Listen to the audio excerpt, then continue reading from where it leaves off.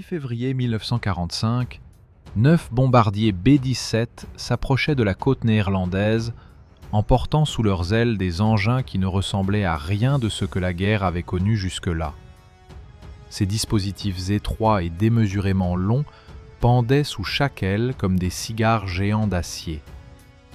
Les équipages américains avaient passé des semaines à s'entraîner pour cette mission précise, car ce qu'ils transportaient n'était pas une bombe ordinaire.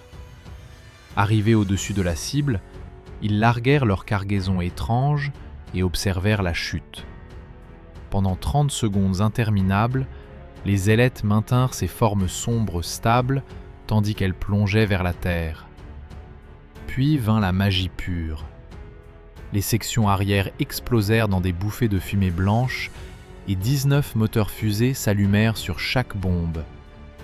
Les engins accélérèrent au-delà de la vitesse du son, fonçant vers le bunker allemand qui se croyait invincible.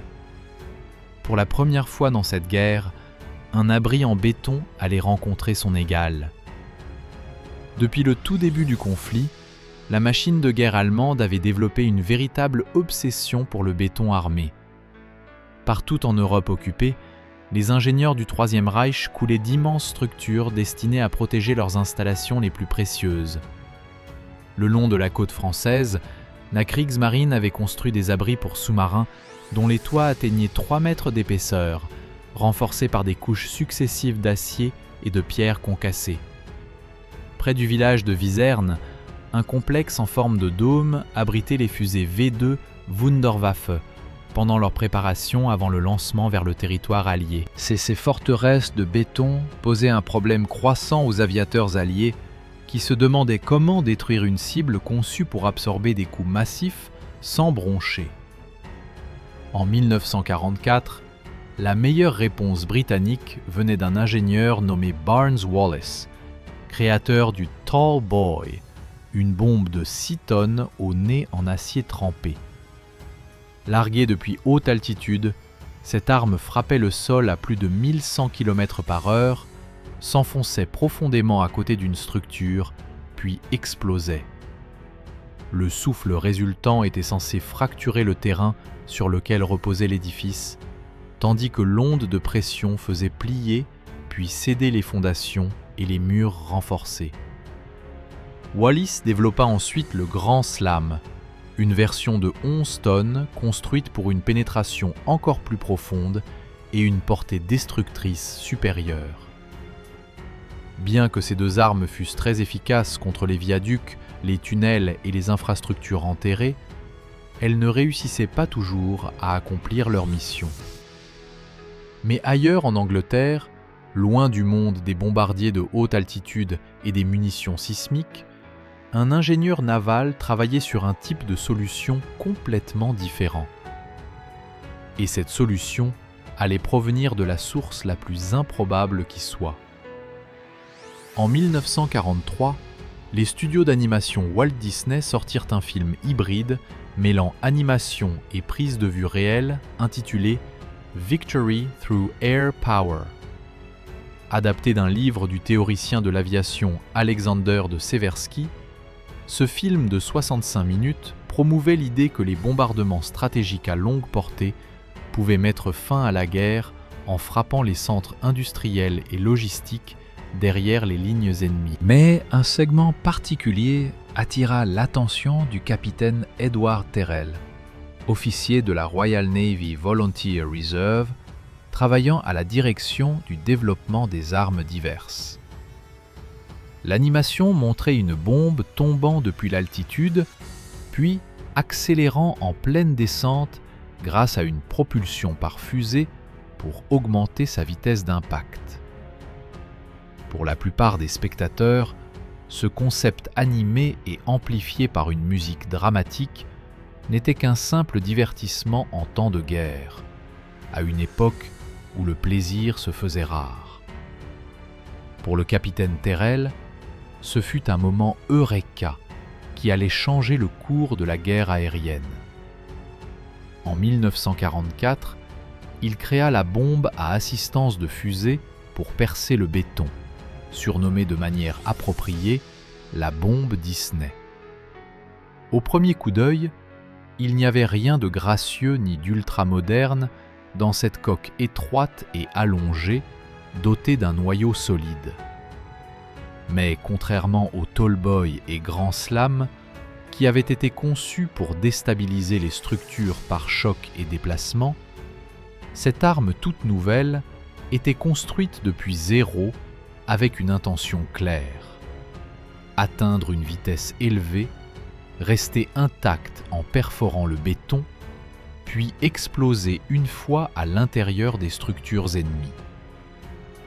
Les caractéristiques uniques de l'arme s'alignaient parfaitement avec la physique newtonienne et confirmaient ce que les ingénieurs militaires savaient déjà grâce aux essais sur le terrain. Plus la pénétration devait être profonde, plus le projectile devait être long, dense et rapide. Suivant cette formule, la bombe Disney mesurait un peu plus de 4,90 m de longueur et pesait 2040 kg avec un corps avant de 28 cm de diamètre, abritant une ogive composée de 227 kg de schélite, emballée dans un épais boîtier en acier pour un impact maximum. 2 fusibles mécaniques étaient montés à la base de l'ogive, conçus pour se déclencher après la pénétration et non au contact. Derrière se trouvait la deuxième section, un anneau de 19 moteurs fusées compactés dans la queue, attendant leur moment de gloire. Tout dépendait de l'altitude et du chronométrage précis. Pour l'activer correctement, la bombe devait être larguée depuis 6000 mètres. Pendant 30 secondes complètes, elle tombait simplement directement vers le sol, sans guidage et sans contrôle aucun. Lorsqu'elle atteignait 1500 mètres, le cône de queue se détachait brusquement et les moteurs s'enflammaient dans un rugissement silencieux. Pendant seulement 3 secondes, la bombe entière surgissait en avant sous la poussée de la fusée, gagnant 90 mètres supplémentaires par seconde de vitesse. Au moment où elle frappait sa cible, elle se déplaçait à 442 mètres par seconde, plus rapide que la vitesse du son et suffisamment pour perforer des toits en béton que l'on avait autrefois cru intouchables. Le créateur de la bombe Disney présenta ce concept audacieux à l'Amirauté, où il trouva un soutien précoce parmi de nombreux membres. Pourtant, la bureaucratie ralentit considérablement les progrès. Poussant pour obtenir un soutien politique supplémentaire, Terrell rendit visite à Lord Cherwell, l'un des principaux conseillers scientifiques de Winston Churchill, dans l'espoir de faire parvenir la proposition sur le bureau du Premier ministre lui-même. Pendant que Terrell faisait pression pour mettre la bombe en service, les ingénieurs de Fort Halstead, le centre de recherche militaire britannique, menaient des essais en utilisant des obus navals américains contre des dalles de béton armées. Les résultats alimentèrent les premiers plans qui commencèrent discrètement à circuler dans le système administratif. Après avoir relié les deux projets ensemble, Terrell présenta son argumentaire au cabinet de guerre, cette fois avec une maquette grandeur nature suspendue sous un B-17. La réaction fut rapide et sans équivoque. Lorsque le concept rencontra un soutien quasi unanime, la bombe Disney reçut la priorité P+, l'urgence la plus élevée en dehors d'un ordre personnel de Churchill lui-même. Cette désignation signifiait que les ressources, les matériaux et la main-d'œuvre devaient être détournés de tous les autres projets pour garantir son développement immédiat. Préparer la bombe Disney pour le combat nécessitait des modifications substantielles du B-17 qui, malgré son altitude et sa portée, manquait d'espace interne pour accueillir une bombe aussi grande à l'intérieur de la soute. En conséquence, certains modèles furent modifiés pour les transporter à l'extérieur, une sous chaque aile, montés sur les mêmes pylônes qui avaient été utilisés lors d'expériences antérieures, avec la bombe planante GB-1. Les techniciens renforcèrent les supports structurels des ailes et recalibrèrent les systèmes de largage pour tenir compte du poids asymétrique et de la traînée aérodynamique inhabituelle. Finalement, lorsque la nouvelle année arriva, la création inspirée par l'animation de Terrell était prête à prouver sa valeur sur le champ de bataille. Les essais commencèrent au début de 1945, avec des caméras cinématographiques embarquées à bord des appareils pour enregistrer les trajectoires des bombes et les impacts, afin de suivre les résultats avec précision. Les premiers largages eurent lieu au-dessus d'un champ de tir à Southampton, où les images de trajectoire furent utilisées pour calibrer les viseurs de bombardement. Lorsque le profil assisté par fusée de la bombe ne correspondait pas à une trajectoire de chute libre standard, le chronométrage, l'angle et la vitesse durent être recalibrés encore et encore, jusqu'à ce que tout fonctionne parfaitement. Une fois terminés, les bombardiers furent redirigés à travers la Manche vers leurs véritables objectifs. Leur première cible était une vaste structure en béton dans le nord de la France, cachée dans les bois, près du village de Watten. Connu pendant la Seconde Guerre mondiale sous le nom de Kraftwerk Nord-Ouest, ce complexe adjacent à Watten avait été construit par les Allemands comme site de lancement et de préparation de carburant pour les fusées V2. Tous ces murs avaient été coulés en couches soigneuses, renforcés davantage avec de l'acier et de la pierre. À ce moment-là, cependant, le site avait été envahi par les forces alliées. Maintenant intact et accessible, il offrait une opportunité rare, une cible exactement comme celle pour lesquelles la bombe Disney avait été construite, qui pouvait être bombardée puis inspectée depuis le sol pour évaluer les dégâts réels. Un matin du début janvier, 2 B-17 s'approchèrent de leur objectif, chacun avec 2 bombes Disney nichées sous leurs ailes, larguant les 4 proprement au point de libération.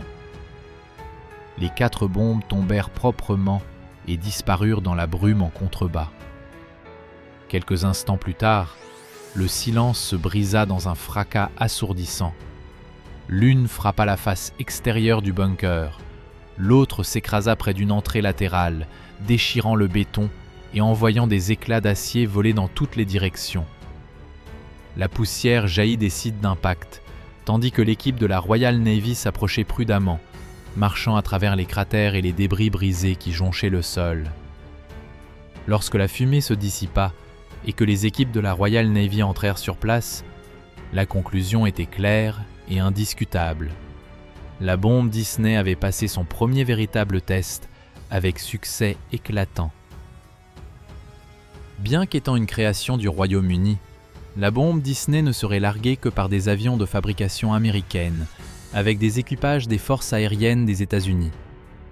Cette collaboration transatlantique reflétait les réalités de la guerre aérienne en Europe, où les ressources et les capacités devaient être partagées pour maximiser l'efficacité opérationnelle contre l'ennemi commun.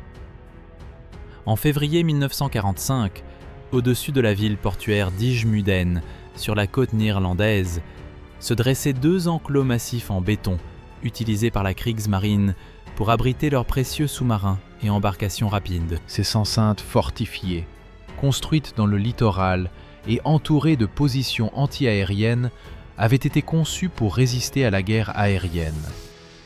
À l'intérieur de ces abris en béton, l'Allemagne y gardait ses Schnellboote, des vedettes lance-torpilles rapides connues du renseignement naval allié sous le nom d'E-Boats, des embarcations étroites et légèrement blindées, assez rapides pour distancer tout poursuivant et qui restaient cachées à l'intérieur de ces enceintes pendant les heures de jour. La nuit venue, elles se glissaient dans la mer du Nord, chassant les convois alliés qui acheminaient des provisions vers la France et la Belgique libérée. Aux côtés des E-Boats se trouvaient des sous-marins miniatures de classe Biber, de minuscules engins monoplaces capable de poser des mines ou de lancer des torpilles dans les eaux peu profondes. La structure la plus ancienne, désignée Schnellbootbunker AY, possédait un toit en béton de près de 3 mètres d'épaisseur, tandis que la plus récente, Schnellbootbunker BY, était encore plus robuste, avec sa couche supérieure mesurant 3,66 m, dotée d'une dalle secondaire en dessous, séparée par un espace d'air. Pendant plusieurs années déjà, mission après mission de bombardement conventionnel avait eu peu ou pas d'effet sur ces installations. Même 50 Tall Boys largués par les escadrons de la RAF n'avaient causé aucun dommage aux installations, les bombes rebondissant simplement sur la surface ou créant des cratères superficiels sans pénétrer la carapace de béton. Le 10 février 1945, 9 B-17 du 92e groupe de bombardement des forces aériennes armées des États-Unis décollèrent tous avec cet objectif en tête, transportant un total de 18 bombes Disney montées sous chacune de leurs ailes, et après des semaines d'entraînement des équipages sur les caractéristiques de chute complexes de la bombe, ils se dirigèrent vers le Schnellbootbunker BY. Chaque pilote connaissait l'importance de cette mission, car ces abris abritaient les navires qui terrorisaient les routes maritimes alliées chaque nuit. À vitesse maximale, chacune des bombes frappa les installations avec une force bien au-delà des armes explosives conventionnelles. L'une d'elles perfora le toit en béton, comme un clou traversant du bois, et une autre fractura un mur de soutien clé. Bien que les enclos fussent vides ce jour-là, le renseignement de la Royal Navy confirma que le toit de l'une des structures allemandes les plus récentes avait effectivement été percé par la bombe Disney. Pour la première fois depuis le début de la construction de ces forteresses, le béton allemand avait cédé face à une arme aérienne. Une deuxième frappe suivit en mars, cette fois visant la structure AY plus ancienne. Ce jour-là, seulement 9 appareils transportèrent leurs bombes Disney à travers la côte, avec au moins une pénétrant la travée principale du toit, le laissant irréparablement perforé. Avec cela, pour la première fois en plus de 5 ans de guerre, les 2 abris Schnellboot d'Ijimuden avaient subi de véritables dommages internes provenant d'une arme larguée depuis les airs.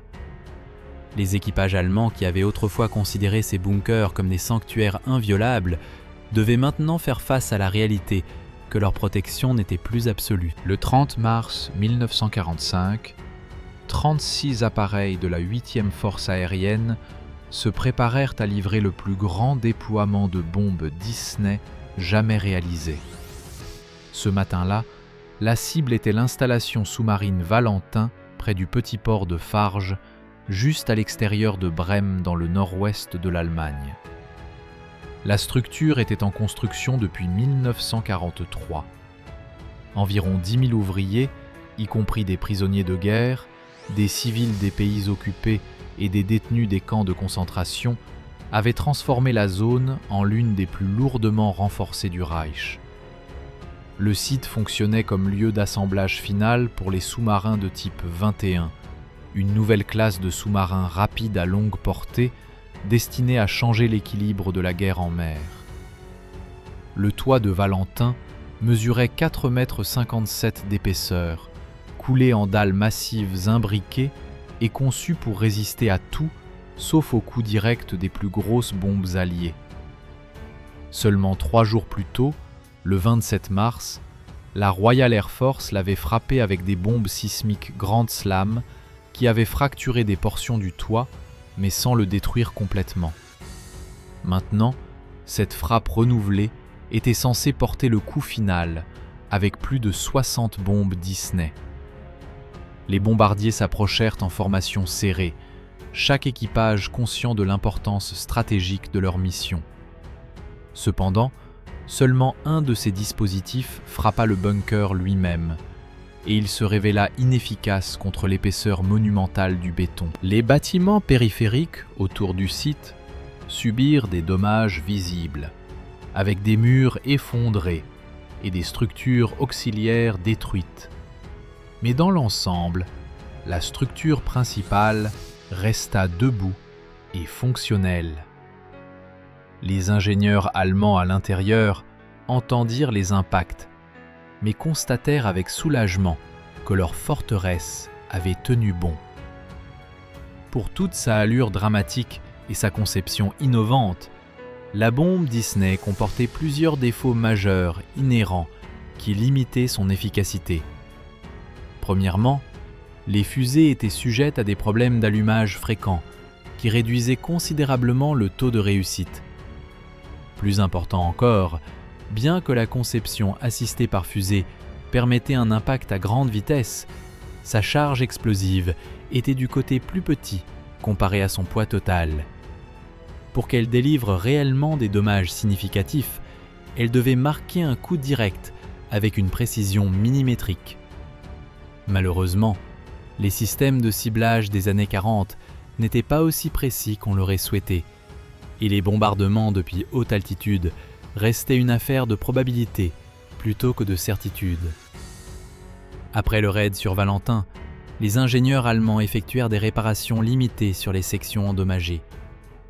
Néanmoins, avec le front qui s'effondrait de tous côtés et les ressources épuisées plus que jamais, l'installation ne fut jamais achevée. À ce moment-là, au printemps 1945, la guerre en Europe entrait dans sa phase finale et les jours du Troisième Reich étaient comptés. Les forces alliées avançaient sur tous les fronts et la présence de la Luftwaffe dans les airs s'était amincie jusqu'au quasi-silence. Bien qu'il restât encore de nombreuses cibles stratégiques potentielles, l'urgence derrière les opérations de bombardement expérimentales ou spécialisées commençait à s'estomper.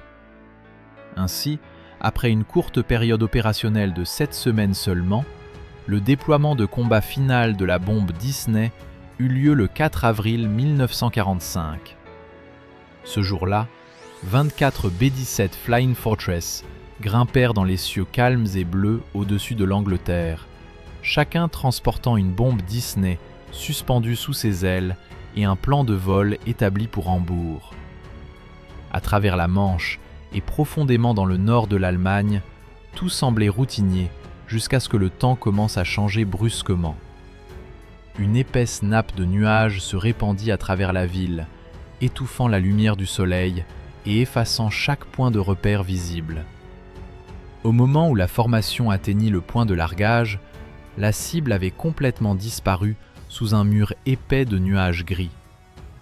Il n'y avait pas de toit, pas de route, même pas l'éclat des berges de rivières ou des lignes ferroviaires, juste une canopée plate et sans relief de gris s'étendant dans toutes les directions. Sans repère visuel pour les guider, les équipages n'eurent d'autre choix que de se fier à leurs instruments de navigation. Les pilotes et leurs hommes volèrent selon les chiffres, se verrouillèrent sur les coordonnées et larguèrent leurs bombes dans une ville cachée sous les nuages, espérant que les tracés radars seraient suffisants pour atteindre l'objectif. Cependant, aucune d'entre elles ne frappa même de près leur cible prévue, se dispersant au hasard à travers les faubourgs et les champs environnants. Une 5e et dernière opération était prévue pour mai, mais avec la guerre approchant de sa fin inévitable, elle fut discrètement annulée, sans explication officielle.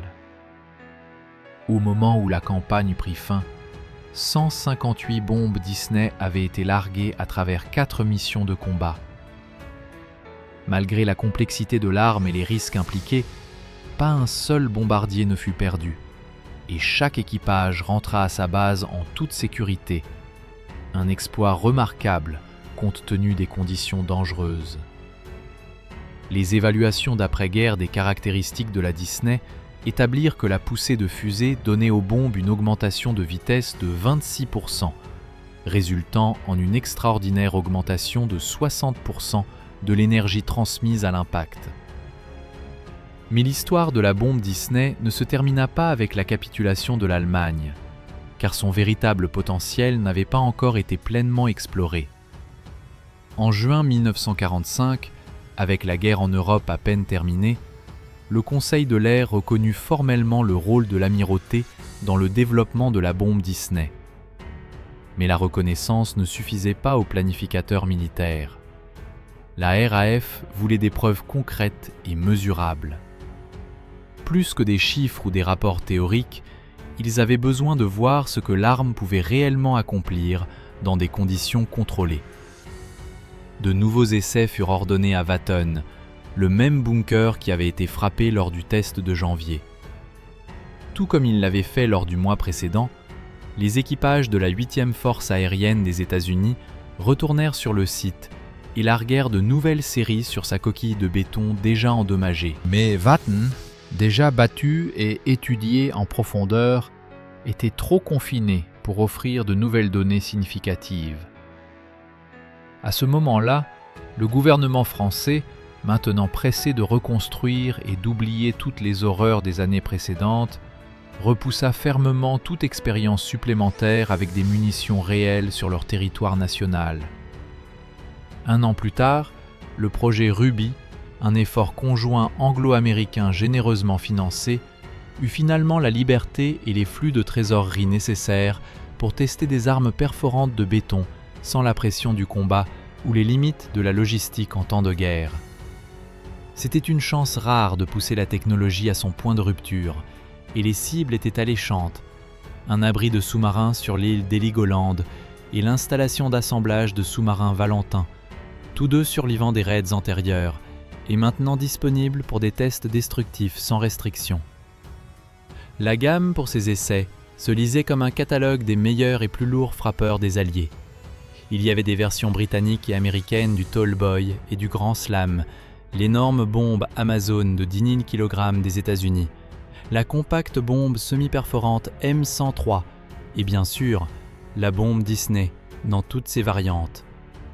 À Valentin, les bombes furent larguées sans ogive réelle pour protéger les zones civiles voisines qui commençaient à se repeupler. Mais Heligoland était différent et offrait des possibilités uniques. Toute sa population avait été évacuée pendant la guerre, transformant l'île en un champ d'essai désert où rien ne se dressait en travers du chemin. Les rues restaient vides et silencieuses. Les bunkers attendaient intacts. Et au centre se trouvait un abri de sous-marins avec un toit en béton de 3 mètres d'épaisseur, prêt à être frappé encore et encore, sans considération pour les dommages collatéraux. Ces essais en temps de paix de 1946 éclipsèrent tout ce qui avait été tenté pendant le combat actif. Grâce au projet Ruby, 76 bombes Disney furent larguées sur Heligoland, chacune emballée avec un mélange explosif différent pour tester les variations de performance. 34 autres furent utilisées sur le site Valentin, 12 sans assistance de fusée pour établir une base de référence, 22 avec allumage moteur complet pour mesurer l'amélioration. Pour la sécurité, 4 supplémentaires furent testés sur le site d'essai britannique d'Orford-Ness afin de vérifier leur trajectoire de vol et s'assurer qu'aucune ne s'égarerait au-delà du périmètre de sécurité autour du bunker. Les chiffres parlaient d'eux-mêmes avec une clarté brutale. En moyenne, pendant les essais réels, la bombe Disney perforait 4,47 m dans le béton armé, bien plus du double de la plupart des bombes conventionnelles de poids similaires. Dans des conditions idéales, avec un impact parfaitement perpendiculaire, elle était projetée pour atteindre près de 5,18 m, un résultat stupéfiant pour une arme avec seulement une charge de 227 kg. Une bombe à Valentin démontra l'extrême potentiel de pénétration.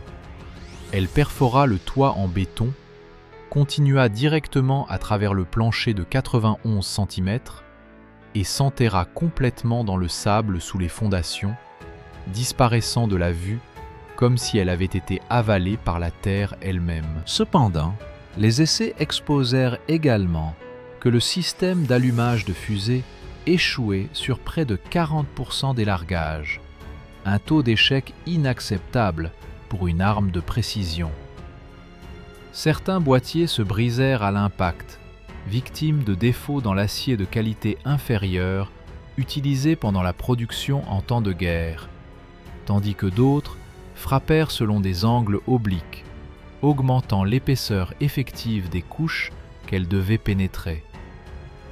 Des décennies plus tard, en janvier 2009, les équipes de maintenance de l'ancien bunker de Vatton, autrefois site de guerre, mais maintenant un musée tranquille, niché dans la campagne française, trouvèrent quelque chose d'enterré dans le toit. Logé profondément dans le béton, scellé en place depuis plus de 60 ans, se trouvait une bombe Disney complète. Sa charge explosive de 227 kg était toujours intacte et dangereuse. La zone fut immédiatement bouclée et une équipe d'extraction spécialisée fut appelée sur place. Morceau par morceau, l'arme fut retirée de la dalle de béton qui l'avait retenue depuis les années 40. Elle fut emballée avec précaution, transportée sous escorte militaire et livrée au dépôt de munitions, la Gueule d'Ours, près de Vimy, où les obus vieillissants de 2 guerres mondiales sont encore démantelés à la main par des experts en déminage.